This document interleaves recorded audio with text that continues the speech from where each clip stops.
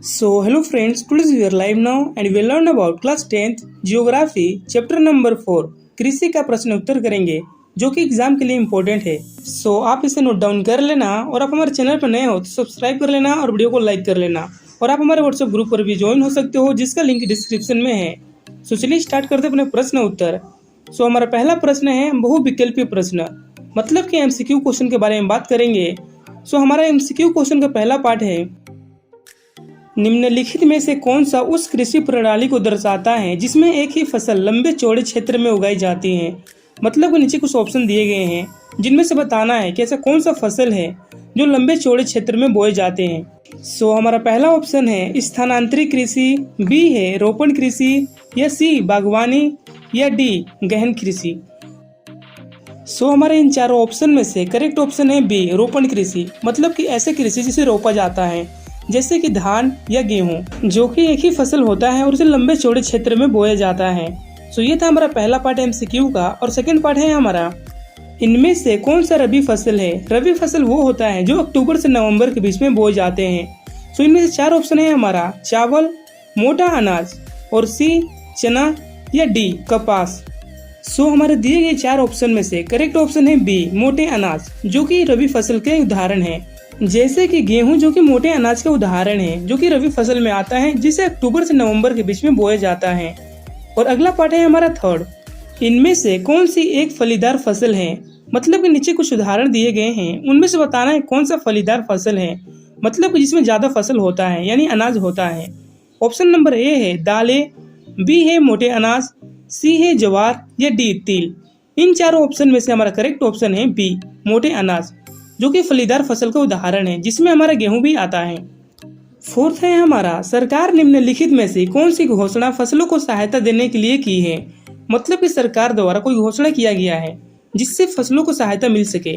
हमें दिए गए ऑप्शनों में से यही बताना है कि वो कौन सा घोषणा है। चलिए देखते हैं पहला ऑप्शन क्या है हमारा।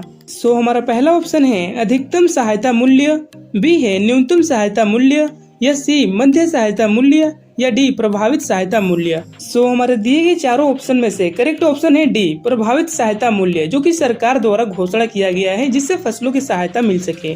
हमारा इसी के साथ खत्म होता है एमसीक्यू के सारे पार्ट्स जिसके बारे में हमने बात कर लिया। और बढ़ते हैं अपने अगले प्रश्न की ओर जो कि हमारा प्रश्न नंबर 2। हमारा प्रश्न नंबर 2 है, निम्नलिखित प्रश्न के उत्तर लगभग 30 शब्दों में दीजिए। मतलब कि नीचे कुछ प्रश्न दिए गए हैं जिनका उत्तर कम से कम 30 शब्दों में देना है।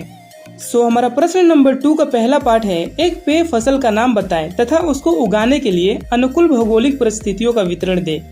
मतलब कि हमें एक ऐसा फसल का नाम बताना है जिसे पानी में घोलकर पीते हैं और उसको उगाने के लिए कौन सी परिस्थितियाँ चाहिए और कौन से मौसम चाहिए, उन सब के बारे में बात करेंगे।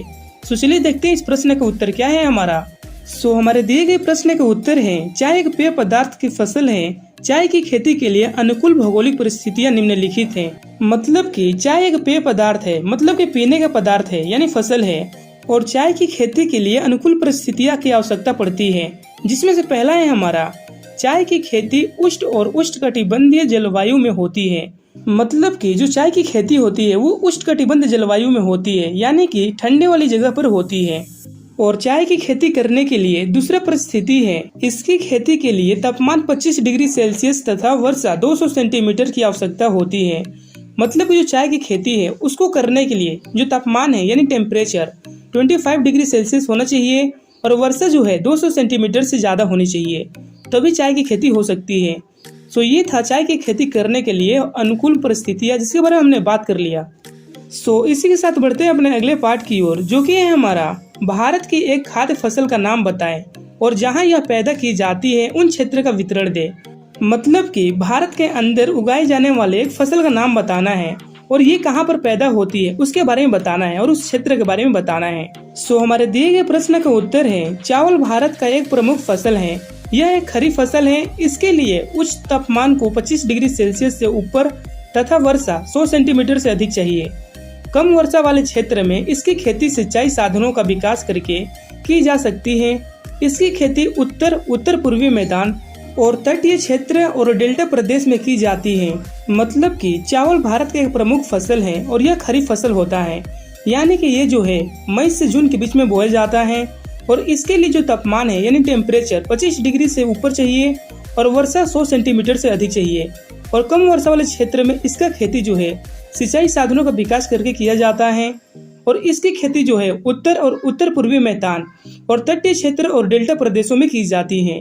सो ये था इस प्रश्न का उत्तर। और बढ़ते हैं इसी के साथ अपने अगले पार्ट की ओर, जो कि है हमारा थर्ड। हमारा थर्ड पार्ट है, सरकार द्वारा किसानों के हित में किए गए संस्थागत सुधार कार्यक्रम की सूची बनाएं। मतलब जो सरकार द्वारा किसानों के हित में किए गए संस्थागत सुधार, उसके बारे में बात करना है। चलिए देखते हैं इस प्रश्न का उत्तर क्या है हमारा। इस प्रश्न का उत्तर है, सरकार द्वारा किसानों के हित में निम्न सुधार किए गए हैं।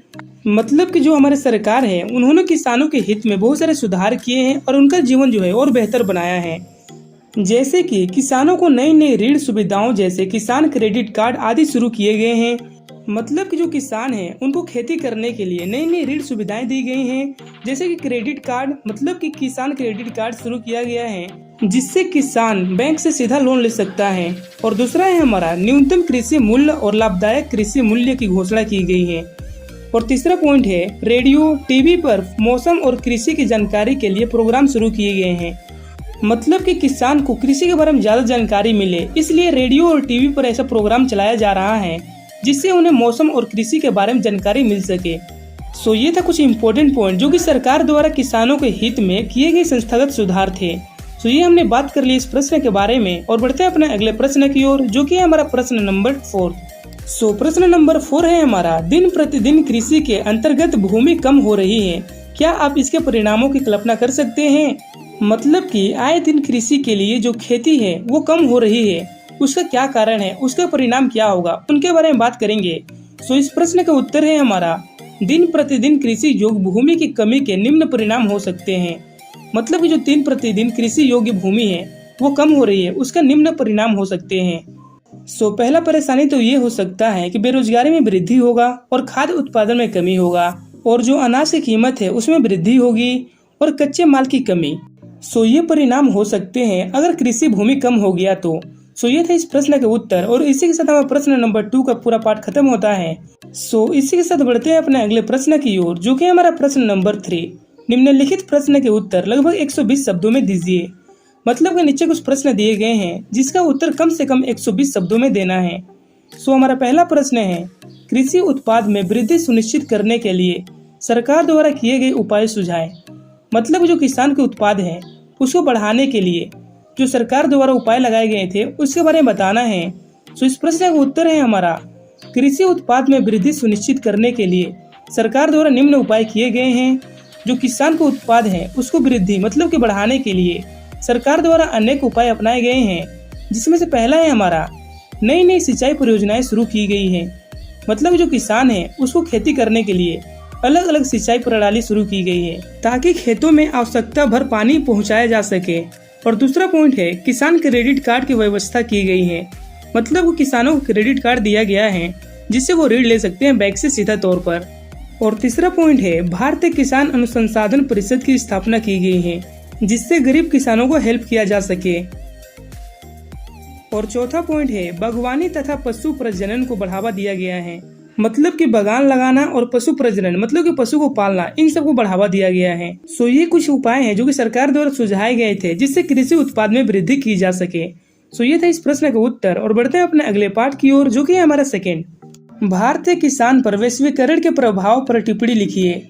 मतलब कि जो भारतीय किसान हैं उन्होंने अपने उत्पाद को विश्व बाजार में रखने लगे तो उससे क्या प्रभाव पड़ा, उसके बारे में बात करेंगे। मतलब कि वैश्वीकरण का मतलब ही यह होता है कि अपने उत्पाद को विश्व के सामने प्रदर्शन करना जिससे विश्व बाजार में प्रतिस्पर्धा हो सके, मतलब कि कंपटीशन किया जा सके। जिसमें से पहला पॉइंट है हमारा, इसका व्यवस्था ने अर्थव्यवस्था का स्वरूप ही बदल दिया। यह निर्वाह कृषि से व्यापारिक कृषि में परिवर्तित हो गई है। मतलब जो वैश्वीकरण स्टार्ट हुआ उसके वजह से किसानों को जिंदगी में सुधार हुआ और वो जो निर्वाह कृषि करते थे, मतलब कि जहाँ पर कृषि करते थे उसी देश में बेचते थे, लेकिन अब वो व्यापारिक कृषि जो है वो अपने अलग अलग देश में जाकर बेच सकते हैं अपने फसल को। और दूसरा पॉइंट है, कृषि उत्पाद में आश्चर्यजनक वृद्धि हुई है। मतलब कि वैश्वीकरण के बाद जो कृषि उत्पाद है वो अचानक से बढ़ गई है। और चौथा पॉइंट है हमारा, इससे निर्यात में भी वृद्धि हुई है। और चौथा पॉइंट है, कृषि में विदेशी तकनीकों का प्रयोग हुआ है। जो कृषि हो रही है, किसान जो कृषि कर रहे हैं उन्होंने कृषि करने के लिए विदेशी तकनीक का इस्तेमाल किया है जिससे कृषि को और बेहतर किया जा सके। सो ये था कुछ पॉइंट जो कि भारतीय किसान पर वैश्वीकरण का प्रभाव था, जिसके बारे में हमने बात कर लिया।